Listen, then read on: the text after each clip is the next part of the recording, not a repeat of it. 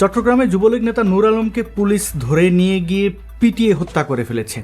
নূর আলমের অপরাধ, তিনি আওয়ামী লীগের রাজনীতি করতেন। এসপি মাসুদ, অনেক আলোচিত এসপি, আওয়ামী লীগের সময় তাকে আওয়ামী লীগের বিভিন্ন টি শার্ট পরতে দেখা গেছে, তারেক জিয়ার সময় তার দালালি করতে দেখা গেছে এবং বিভিন্ন জায়গায় গিয়ে মোরাল পুলিশিং করা, পুলিশ হয়ে মব করার বিভিন্ন ঘটনা তাকে ঘটাতে দেখা গেছে। সর্বশেষ নূর আলমকে হত্যার পেছনে তার বড় ভূমিকা রয়েছে বলে এজাহারে জানা যাচ্ছে। অর্থাৎ এই এসপি মাসুদের বাহিনী নূর আলমকে ধরে আনে, 2 নম্বর গেটে নিয়ে বেধড়ক পেটায়। মা তার সন্তানকে ছাড়িয়ে নেওয়ার জন্য হাতে পায়ে পুলিশের ধরেন, কিন্তু লাভ হয়নি। যেহেতু আওয়ামী লীগ, তাই তাকে পেটানো, হত্যা করা সব কিছুই বৈধ। তো তার কর্মীরা অর্থাৎ সাধারণ পুলিশ সদস্যরা তো মেরেছেই মায়ের সামনে, পরবর্তীতে এসপি মাসুদ নিজেও বেশ প্রহার করেছেন। পরবর্তীতে জেল হাজতে পাঠানোর পর জেলার যখন জানলেন যে হ্যাঁ এই তো আওয়ামী লীগের নেতা বা কর্মী, আরও মারো, একদিনের মাথায় নূর আলম আমাদের ছেড়ে চলে গেলেন। এবার প্রশ্ন হচ্ছে, এই সন্তানগুলোকে আমরা কি জবাব দেব? রাজনৈতিক প্রতিহিংসা কোন পর্যায়ে নিয়ে গেলে পরে এর প্রতিশোধ ভয়ঙ্কর হতে পারে? আওয়ামী লীগ কি এই ঘটনাগুলো ভুলে যাবে? 2004 পর্যন্ত যা কিছু ঘটেছিল আওয়ামী লীগ ভুলে গেছিল? যায়নি। আমরা অনেকেই প্রশ্ন তুলেছি ইলেকশন নিয়ে, আওয়ামী লীগ ইলেকশন দেয় না, আমি এবং মামুর ভোট হয়। এই পরিস্থিতিগুলো কারা তৈরি করেছিল? তত্ত্বাবধায়ক ব্যবস্থাকে ভেঙে চুরে তছনছ কারা করে দিয়েছিল? 10 ট্রাক অস্ত্র কাদের আমদানি ছিল? পার্শ্ববর্তী দেশের মধ্যে সহিংসতা তৈরি করে কারা এই দেশটাকে গাজা বানাতে চেয়েছিল আমরা কিন্তু জানি। এবং বর্তমান সরকার, আবার সেই বিএনপি এবং এর আগের মব ইউনুস, তারা যে পরিমাণ নির্যাতন নিপীড়ন আওয়ামী লীগের উপরে করেছে, এটার পাল্টা জবাব কি আওয়ামী লীগ দেবে না? তখন কি আমরা কাঁদবো যে হ্যাঁ রাজনৈতিক প্রতিহিংসা, এটা ঠিক নয়, রাজনীতি করার কারণে এইভাবে ধরে নিয়ে গিয়ে মেরে ফেলা ঠিক নয়? আমি জানি না আমরা কি বলবো, কিন্তু এখন যে কথাগুলো বলছি সেগুলোই বলা উচিত। রাজনৈতিক মত পার্থক্যের জেরে কাউকে হত্যা, নির্যাতন, নিপীড়ন করা কোনোভাবেই উচিত নয় এবং এই ঘটনাগুলো রাজনৈতিকভাবে মোকাবেলা করা উচিত। আওয়ামী লীগকে নিষিদ্ধ করে রাখার কোনো মানে আছে? তাদেরকে রাজনীতি করতে দিন, তারা ভালো কি খারাপ জনগণ ডিসাইড করুক। জুলাইয়ের আন্দোলন বেঁচে তো অনেক খেলেন, আমরা তো জুলাইয়ের আদ্যপান্ত বুঝে গেলাম। মব সরকারের পরের লিয়াজু, এই যে বিএনপি সরকার, এই সরকারের আমলে কেন ফারুকি পালিয়ে যায়? ইউনুস কেন দেশে নেই? এবং হাসনাতরা গিয়ে বিভিন্ন দেশে ডিম খাচ্ছে, এই বার্তাগুলো কিসের আলামত? এত বেপরোয়া হয়ে যাচ্ছেন, কালকে আর বেঁচে থাকবেন না, মানে এই দিনই শেষ, একদিনে সব খেয়ে ফেলতে হবে। এবার আমাদের সাধারণ মানুষের কথায় আসি। সাধারণ মানুষ কতই না ভালো, তাই না? কি নিরীহ, খুবই দারুণ।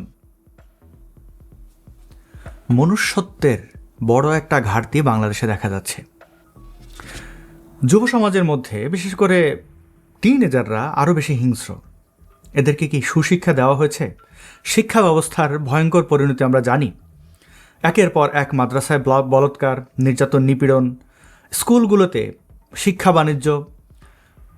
আসলে সুশিক্ষা কোথা থেকে গ্রহণ করবে শিশুরা এবং তাদের পরিবারের সদস্যরা কোথায় ভর্তি করালে, কোন স্কুল, কোন প্রতিষ্ঠানে ভর্তি করালে পরে মানুষের মতো মানুষ হবে? এই প্রশ্নটি করা হলে আমার মনে হয় না যে কোনো বাবা মা বলতে পারবেন যে না এই প্রতিষ্ঠানটি ভালো। শিক্ষকদের ভূমিকা কি, সেটি তো একটি বড় প্রশ্ন। তার চেয়ে বড় প্রশ্ন তাদের বেতন ভাতা কি রয়েছে, তাদের সামাজিক মর্যাদা কি, তাদের জীবনমান সুরক্ষিত করার জন্য সরকার কি কি উদ্যোগ নিয়েছে। আমরা সরকারকে উদ্যোগ নিতে দেখি শিক্ষা প্রতিষ্ঠানে যেন সঙ্গীত চর্চা না হয়, যেন বলৎকার বাড়ে, সেই চেষ্টা সরকার করে যাচ্ছে। আগের আওয়ামী লীগ সরকার কওমি জননী হয়েছিলেন, বিশ্ববিদ্যালয়গুলোকে বিশ্ব মাদ্রাসায় পরিণত করেছিলেন। ফলাফল বড় একটা সংখ্যার মানুষ, আসলে দেখতে শুনতে মানুষ কিন্তু অমানুষ। খান জাহান আলীর কথা মনে আছে? জীবন্ত একটি কুকুরের হাত পা ভেঙে কুমিরের সামনে দিয়ে দেওয়া হলো এবং পরবর্তীতে সরকার সেই মামলার তদন্ত টেম্পার করলো। বলা হলো যে কুকুরটি জলাতঙ্ক ছিল এবং এমনি এমনি কুকুরটির মনে হয়েছে যে আমি কুমিরের মুখে চলে যাব, চলে গেল। সেই কুমির যখন আবার একটি মানব সন্তানকে খেয়ে ফেললো, তখন কিন্তু টনক নড়ল, কুমিরটিকে স্থানান্তরিত করা হলো। মাজারের ব্যবসা অনেকটা বন্ধ হয়েছে। সিলেটের শাহজালাল মাজার নিয়ে কথা হচ্ছে, অমুক হ্যাডামলা ডিসি আসেন যান। আসলে এই সিন্ডিকেট তো শত শত বছর ধরে থাকবে, মানে এখন যেরকম আছে। এর কারণ এই টাকাগুলো কে খায়, কার পকেটে যায়? মাজার ব্যবসা বলেন, মাদ্রাসা মক্তব ব্যবসা, ধর্ম ব্যবসা, সব একে অন্যের সাথে ওতপ্রোতভাবে জড়িত। এবং এই ধর্মের গ্যারাকলে পড়ে মনুষ্যত্ব আমরা হারিয়ে ফেলেছি। কোনো ধর্মে বলা হচ্ছে শুয়োর খারাপ, কোনো ধর্মে বলা হচ্ছে কুকুর খারাপ, কোনো ধর্মে বলা হচ্ছে গরু ভালো। এই কারাকারির মধ্যে আমরা মানুষ হিসাবে কি পরিচয় দিতে পারছি? নরসিংদীতে আজকে সেই খানজাহান আলী যে মাজারের মতো করে একটি কুকুরের গলায় দড়ি বেঁধে এবং সেই দড়ির সাথে একটি ইট বেঁধে উঁচু ব্রিজ থেকে নদীতে ফেলে দেওয়া হয়েছে, এবং কুকুরটি সর্বোচ্চ চেষ্টা করেছে বাঁচার। ইট বাঁধা অবস্থায় একটি কুকুর কতক্ষণ সাঁতরে থাকতে পারে, তাও সে 1-1.5 মিনিটের মতো চেষ্টা করেছে।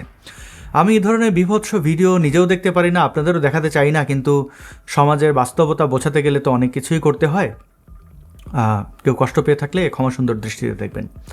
আচ্ছা বলুন তো, এই ধরনের ঘটনা যে সমাজে ঘটানো যায় এবং সেগুলো চিত্র ধারণ করে ফেসবুকে বা অন্যান্য সোশ্যাল মিডিয়ায় আপলোড করা যায় এবং অনেকটা ভিড় ধরবে, তাই না? তো সেই দেশের মানুষের মনুষ্যত্ব কী? আশেপাশে তো অনেক লোক ছিলেন, নারীরাও ছিলেন। তো এই হচ্ছে সমাজ ব্যবস্থা। এবং আপনি কি আশা করেন? এদেশের রাজনীতিবিদদের কাছ থেকে কি আশা করেন? রাজনৈতিক প্রতিপক্ষের উপরে কি আচরণ হবে, তা কেমন হবে আশা করেন?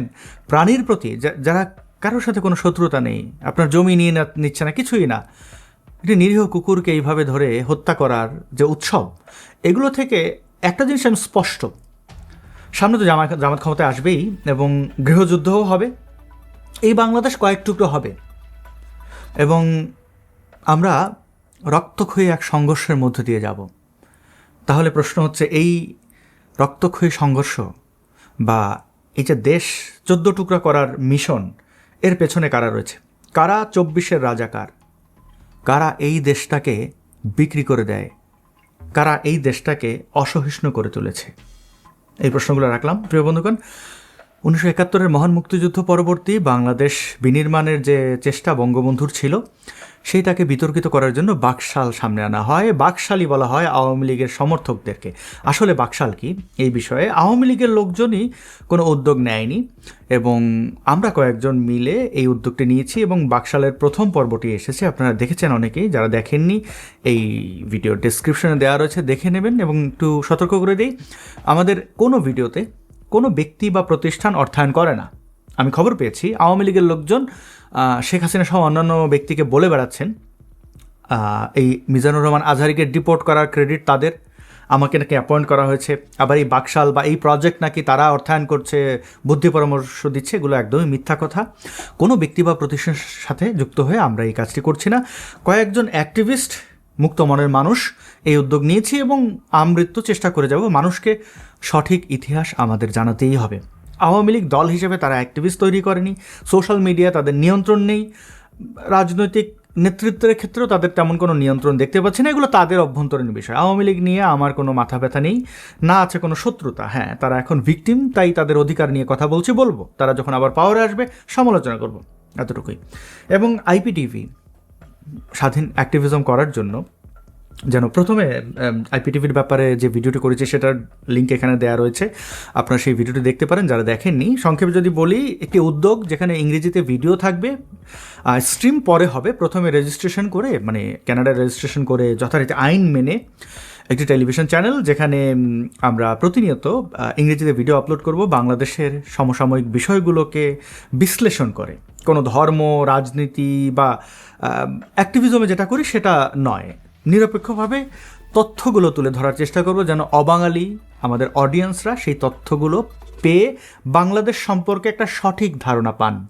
এবং এই টিভি চ্যানেলটি আমরা এস্টাবলিশ করতে পারলে যেটা হবে, ধর্মীয় সংখ্যালঘুদের অধিকারের ক্ষেত্রে একটা বড় ভয়েস হবে এবং ভিন্ন মতের মানুষ, ভিন্ন রাজনৈতিক ব্যক্তিদেরও একটা ভয়েস হবে। কারণ সেভাবে বাংলাদেশ থেকে ভিন্ন মত বা ভিন্ন পথের মানুষের কথা তুলে ধরা হয় না।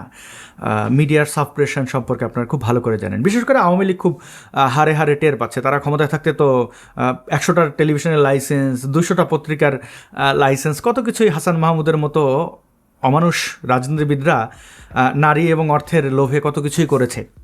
তো তার ফলাফল এখন শূন্য। আমরা চেষ্টা করছি জনগণের কাছে দায়বদ্ধ থেকে এই স্বাধীন অ্যাক্টিভিজম করার। তো সেখানে অনেক প্রেজেন্টার থাকবেন, অ্যাঙ্কার থাকবেন অনেকেই, এবং তাদের এই ভিডিও ধারণ এবং ইকুইপমেন্টের জন্য যে অর্থের প্রয়োজন সেটি বলা হয়েছিল প্রথম এই ভিডিওটিতে। আপনারা সেটি দেখে নিতে পারেন এবং আপনারা যার যার জায়গা থেকে কন্ট্রিবিউট করতে পারেন। অনেক অনেক ধন্যবাদ ভিডিও শেষ পর্যন্ত দেখার জন্য। ভালো থাকবেন।